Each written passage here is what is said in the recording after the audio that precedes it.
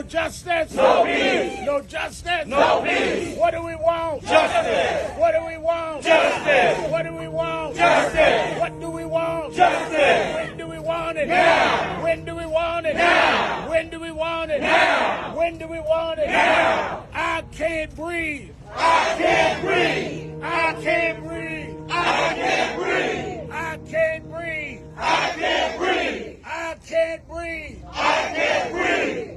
Let me say this week, in respect to the brothers here on the island that's been working, give them a hand.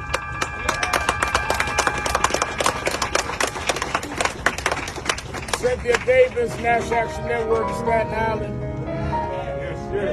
Yes, they did. Yes. Oh, give a hand, give a hand. This week, we went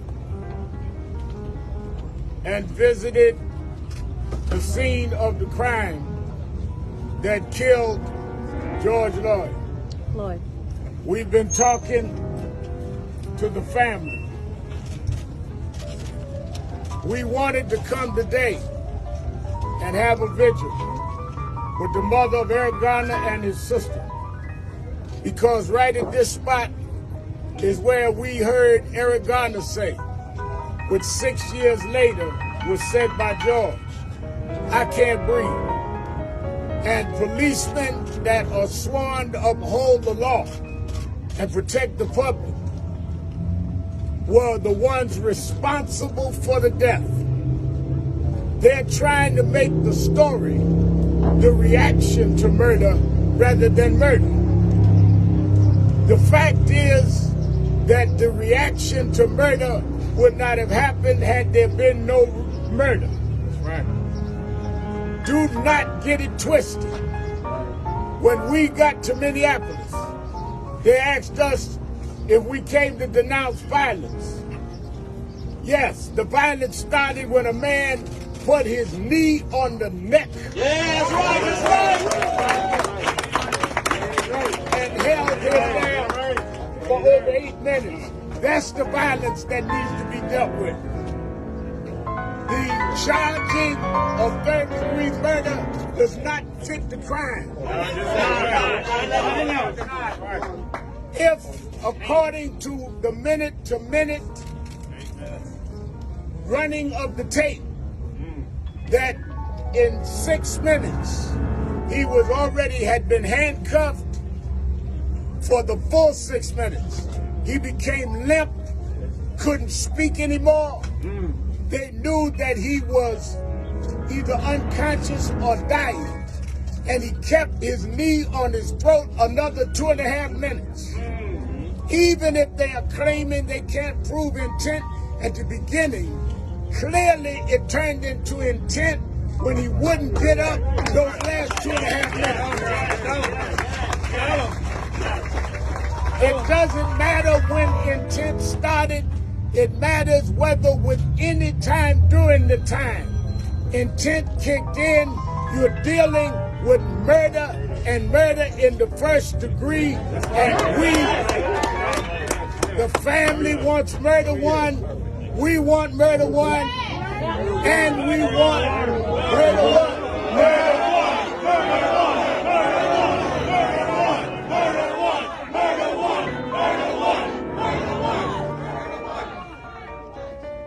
We stand with the family and also calling for the arrest and prosecution of the other 3 police. If they could stand there and not stop what happened.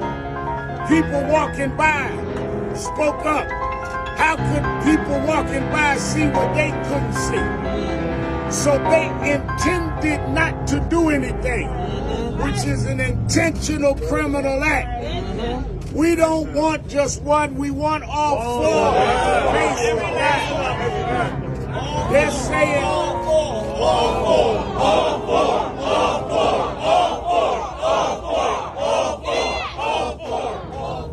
they're saying that we need to go through all of it.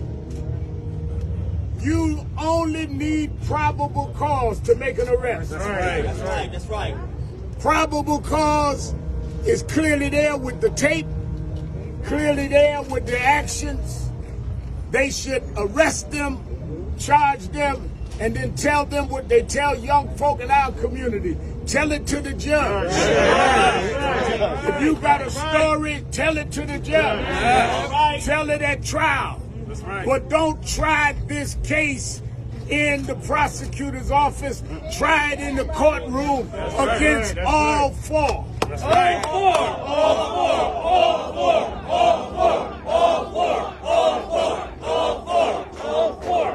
four. Let me say this. We are glad that in Minneapolis and here we're seeing people of all races. Because this is a crime against everybody. We're glad to see whites, Asians, Latinos march with the black community. Because we've been abused too long. And we want it to stop. If they had prosecuted the police here that choked to death Eric Garner, maybe Floyd would be alive today.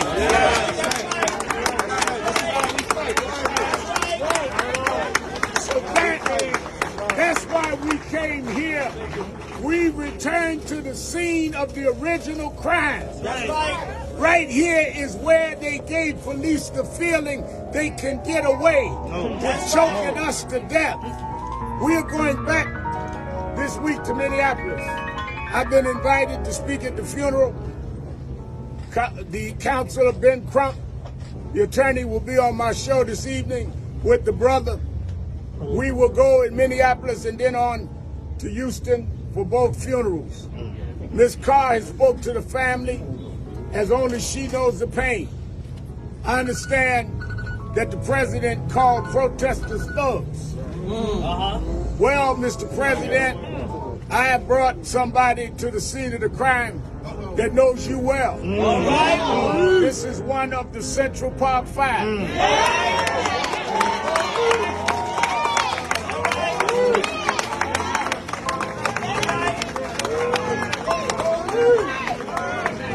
He did 14 years in jail for a crime he didn't commit. Donald Trump took hands out calling for him to be executed. Even when they proved with DNA he didn't do it, Donald Trump said they were still guilty. He did not get executed, Mr. President. He's in Staten Island at the scene of the crime, and he's alive.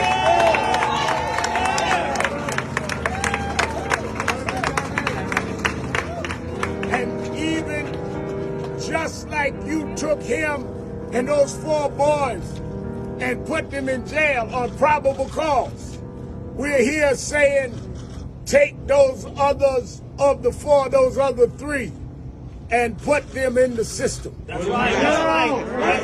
That's why we're here.